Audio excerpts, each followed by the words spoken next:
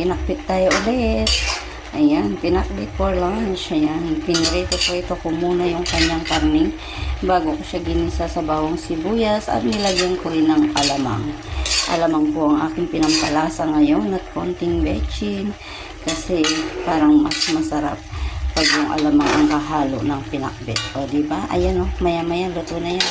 Kain na tayo. Pwede na yan. O, yan na. Halina kayo. Dalhin nyo na yung bahaw nyo rito. Sabay-sabay na tayong kumain. O, diba? O, yan. Lunch time na.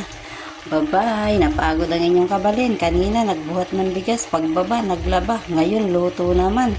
Oh my God. Buhay nanay nga naman. Walang katapusang sakripisyo. Tapos, minsan, mga anak, mga pasaway pa. O, diba? Kaya nga sana maisip lahat ng mga bata sa lalo na sa panahon ngayon kung anong sakripisyong ginagawa natin para sa kanila. Nawa ma-appreciate nila. Hindi tayo humihingi ng kapalit bilang paghahanda or pagsaserbisyo sa kanila.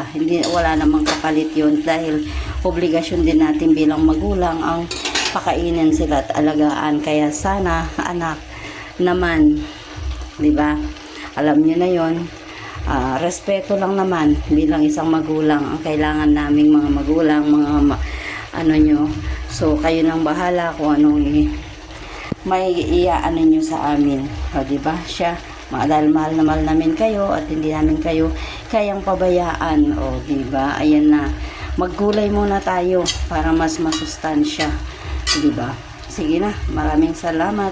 Hanggang dito na lang po. Ayan na po ang ating lunch. Okay? God bless. Bye-bye.